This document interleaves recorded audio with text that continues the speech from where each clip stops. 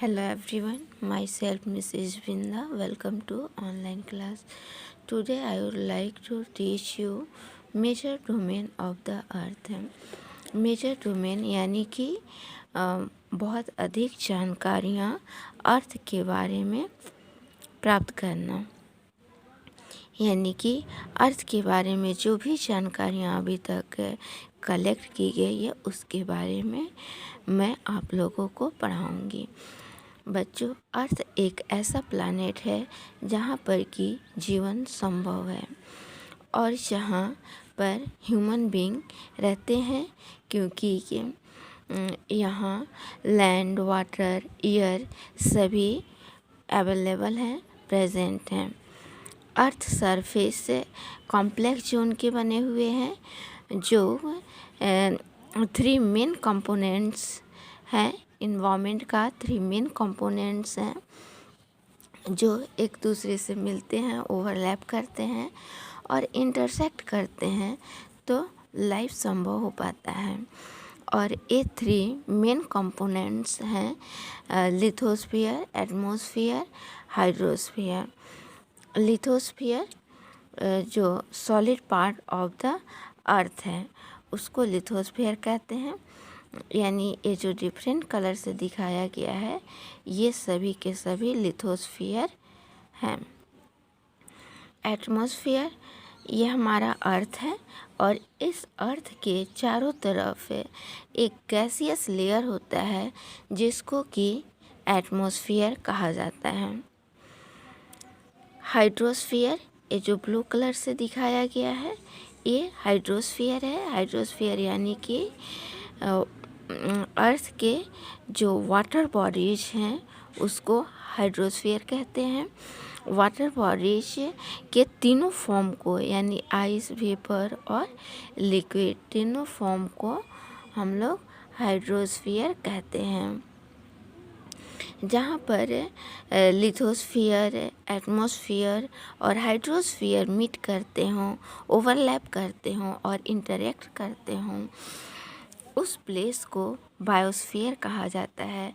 जहाँ पर बायोस्फीयर है वहाँ जीवन संभव है, यानी वहाँ लाइफ है। अब हम लोग लिथोस्फीयर को डिटेल से पढ़ेंगे। लिथोस्फीयर ये जो डिफरेंट कलर से दिखाया गया है ये लिथोस्फीयर है। लिथोस्फीयर जो सॉलिड पोर्शन ऑफ द अर्थ है उसी को लिथोस्फीयर कहते हैं।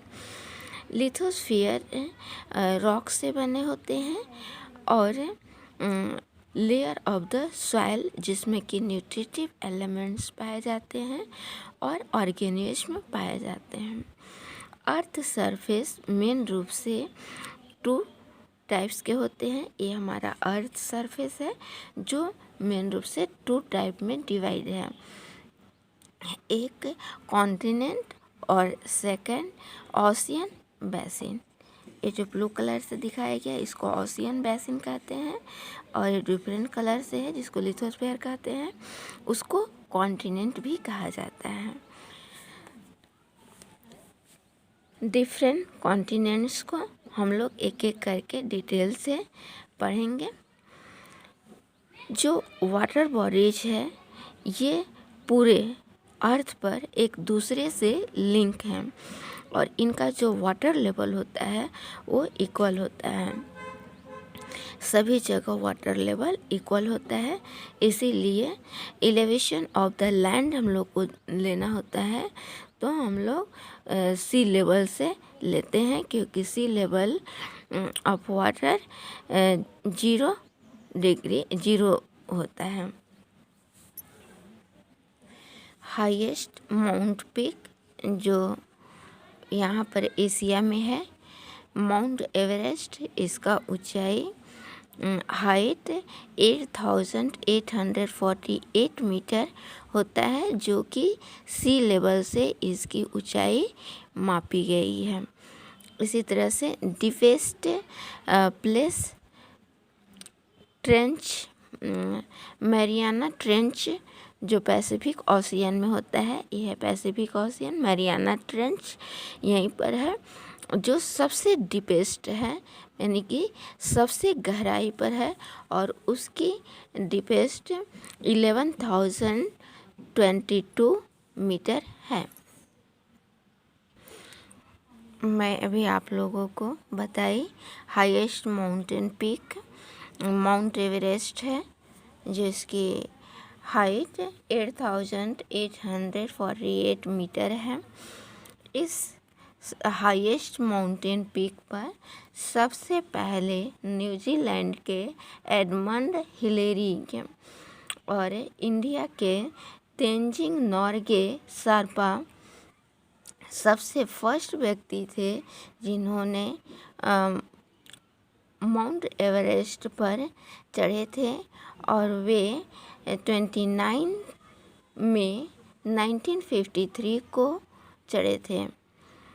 इसके बाद जंको तबई जो जापान के फर्स्ट वुमेन थी जिन्होंने माउंट एवरेस्ट पर चढ़ा था 16 मई 1975 को। इंडिया के फर्स्ट वुमेन बछेंद्री पाल 23 मई 1984 को चढ़ी थी। अब आगे मैं आप लोगों को कॉन्टिनेंट्स के बारे में डिटेल से पढ़ाऊँगी। There are 7 continents on the earth. Earth पर 7 कॉन्टिनेंट्स हैं, जिसको कि मैं आप लोगों को डायग्राम में दिखाऊंगी। ये एशिया कॉन्टिनेंट है, Africa continent, Europe continent, north America continent, south America continent, Australia और ये जो है अंटार्कटिका कॉन्टिनेंट हैं। अब इनके बारे में एक एक करके जानेंगे। ये है एशिया कॉन्टिनेंट, जो लार्जेस्ट कॉन्टिनेंट है पूरे वर्ल्ड में। कहा जाता है 1/3 पार्ट ऑफ द अर्थ अकेले एशिया है और एशिया में ट्रॉपिक ऑफ कैंसर भी पास हुआ है। ये देखिए ट्रॉपिक ऑफ कैंसर है, ये एशिया से पास होकर इधर भी अफ्रीका पास हुआ है और इधर अमेरिका, नॉर्थ अमेरिका में भी। एशिया ईस्टर्न हेमिस्फीयर में है। ईस्टर्न हेमिस्फीयर ये एशिया है और ये यूरोप। एशिया और यूरोप को अलग करने वाला यहाँ पर एक यूरल माउंटेन है जो एक दूसरे से सेपरेट होते हैं। और एशिया और यूरोप के जो एरिया मिले हुए हैं, यानी दोनों को मिलाकर यूरेशिया कहा जाता है। ये यूरोप है जो एशिया से काफ़ी छोटा है और एशिया के वेस्ट में स्थित है। यह 3 साइड से वाटर से घिरा हुआ है। ये इधर वाटर है, इधर भी वाटर है, इधर भी है। यूरोप से आर्कटिक सर्कल, ये जो लाइन डॉट डॉट दिख रहा है, ये आर्कटिक सर्कल पास हुआ है। ये आर्कटिक सर्कल एशिया से भी पास हुआ है। यह अफ्रीका है जो second largest continent of the अर्थ है, यानी एशिया के बाद अफ्रीका है। और अफ्रीका से ट्रॉपिक ऑफ कैंसर पास हुआ है, इक्वेटर पास हुआ है और ट्रॉपिक ऑफ कैप्रिकॉर्न, ये जो डॉट डॉट लाइन से यहाँ देखिए ट्रॉपिक ऑफ कैप्रिकॉर्न दिखाया गया है। तीनों लाइन इस कॉन्टिनेंट से पास हुआ है। और अफ्रीका नॉर्थ हेमिस्फीयर में अधिकतर पार्ट है। स्टूडेंट्स, आप लोगों ने सहारा डेजर्ट के बारे में सुना होगा। सहारा डेजर्ट अफ्रीका में ही पाया जाता है, जो वर्ल्ड का लार्जेस्ट डेजर्ट है। और यहाँ पर अफ्रीका में ही लॉन्गेस्ट रिवर भी फ्लो करता है, नील रिवर। यहाँ देखिए, ये दिखाया गया है नील रिवर। अफ्रीका सभी साइड से ओशियन से घिरा हुआ है। ये देखिए, यहाँ ये approximately whole part are surrounded by water.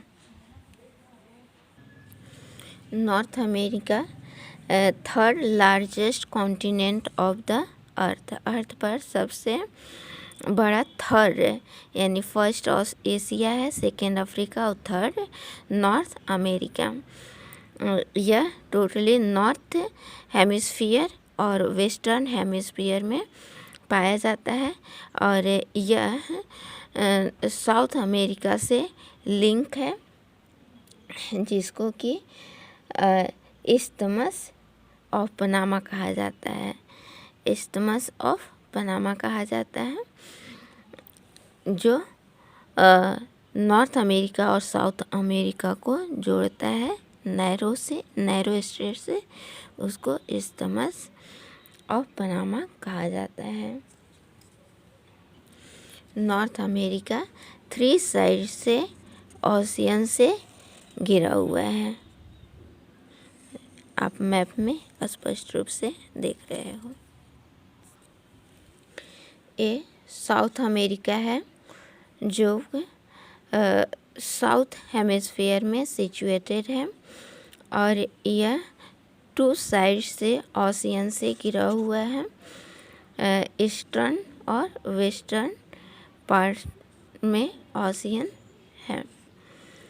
और यहाँ पर लार्जेस्ट रिवर अमेज़न रिवर है, जो साउथ अमेरिका में ही है। लॉन्गेस्ट माउंटेन एंडस है, जो साउथ अमेरिका में है, जो नॉर्थ टू साउथ डायरेक्शन में है। ऑस्ट्रेलिया सबसे छोटा कॉन्टिनेंट है, जो चारों तरफ से वाटर से घिरा हुआ है, इसीलिए इसको आइलैंड भी कहा जाता है। ये अंटार्कटिका है, जो साउथ हेमिस्फीयर में है। और यह कम्प्लीटली और परमानेंटली थिक आइस से भरा पड़ा है, यानी थिक आइस से ही अंटार्कटिका बना हुआ है। और इसके ठीक बीच में साउथ पोल है। और यहाँ पर कोई भी ह्यूमन बीइंग परमानेंटली नहीं रहते हैं, लेकिन बहुत सारे कंट्री यहाँ पर रिसर्च सेंटर स्टेशन बनाए हुए हैं। और इंडिया भी रिसर्च स्टेशन यहाँ बनाया है। और जहाँ पर इंडिया रिसर्च स्टेशन बनाया है, उसको मैत्री कहा जाता है या दक्षिण गंगोत्री कहा जाता है। जैसा कि हम लोगों ने देखा, ब्लू कलर से जो दिखाया गया है, ये ओशियन को दिखाया गया है, जो जहाँ पर कि वाटर है, इसको हाइड्रोस्फीयर कहा जाता है। और 71% से ज़्यादा पार्ट वाटर से भरा हुआ है। और 29% ये लैंड है। हाइड्रोस्फीयर में जो ओशियन के वाटर हैं भी हैं, साथ में ये जो लैंड के ऊपर river, lake, ground water, atmosphere, सारे वाटर्स को मिलाकर उसको हाइड्रोस्फीयर कहा जाता है। हम लोगों ने देखा कि 71% से अधिक लैंड के ऊपर वाटर है और 29% लैंड है। इस 71% में 97% वाटर ओशियन वाटर होते हैं जो साल्टी होते हैं, जिसको कि ह्यूमन बीइंग यूज़ नहीं करते हैं। और जो लेफ्ट वाटर हैं वो भी ये कुछ आइस शीट के फॉर्म में है जैसे पोल पर, और कुछ ग्लेशियर और अंडरग्राउंड वाटर हैं। बहुत कम वाटर जो है फ्रेश वाटर हैं जिसको कि लिविंग बीइंग्स यूज़ करते हैं। आपके दिमाग में बात आ रही होगी कि इतना अधिक वाटर होने के बाद भी अर्थ पर वाटर स्कार्सिटी, वाटर की कमी कैसे हो जाती है। तो स्टूडेंट्स, इतने पानी हैं लेकिन उन सभी पानी का यूज़ ह्यूमन बीइंग्स नहीं करते हैं। फ्रेश वाटर की कमी होती है, इसीलिए कहा जाता है कि फ्रेश वाटर यानी कि जो पीने योग्य पानी है उसको सेव करना है। ओशियन हाइड्रोस्फीयर का बहुत बड़ा पार्ट होता है जो कि सभी के सभी एक दूसरे से, यानी कि अर्थ पर जो भी वाटर है वे एक दूसरे से इंटरकनेक्ट हैं। और वाटर जो है हमेशा मूव करते रहता है, और इनका जो मूवमेंट है यह मेनली 3 टाइप्स के होते हैं। फर्स्ट वेव्स, सेकेंड टाइड्स, और थर्ड ओशियन करंट। ये जो ओशियन है, ये ओशियन भी 5 पार्ट्स में डिवाइड है। जैसे कि हम लोगों ने अभी पढ़ा कॉन्टिनेंट्स, 7 कॉन्टिनेंट्स हैं, उसी तरह से ओशियन भी 5 ओशियंस हैं। ये 5 हैं। फर्स्ट जो सबसे लार्जेस्ट ओशियन है वह है Pacific ocean, second Atlantic ocean, third Indian ocean है। ये इंडियन ओशियन एक ऐसा ओशियन है जो इंडिया के नाम पर इसका नाम, यानी किसी कंट्री के नाम पर इसका नाम रखा गया है। साउथर्न ओशियन, और 5th है आर्कटिक ओशियन जो नॉर्थ में है। पैसिफिक ओशियन नॉर्थ अमेरिका और साउथ अमेरिका के वेस्ट साइड में है, और एशिया के और ऑस्ट्रेलिया के ईस्ट साइड में है। अटलांटिक ओशियन जो नॉर्थ अमेरिका और साउथ अमेरिका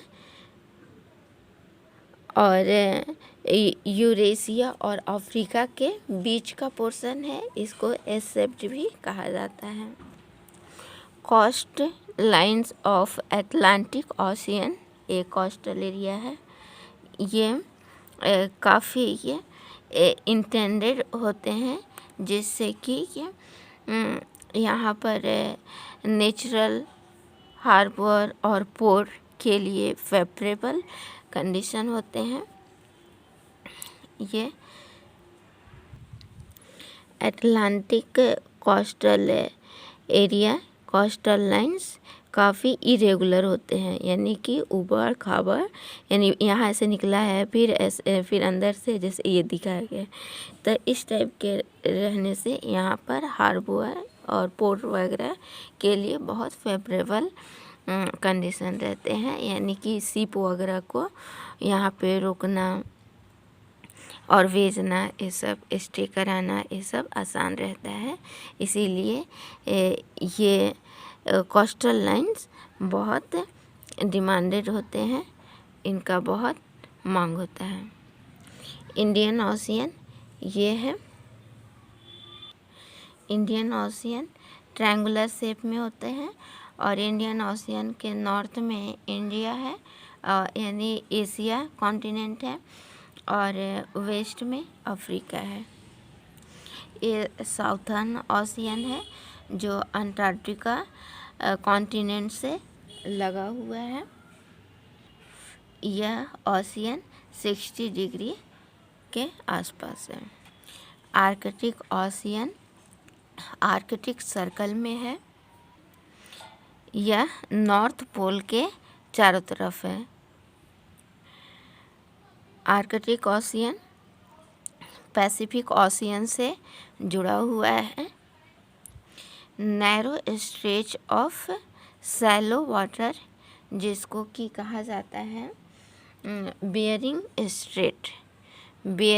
स्ट्रेट के द्वारा आर्कटिक ओशियन और पैसिफिक ओशियन जुड़े हुए हैं।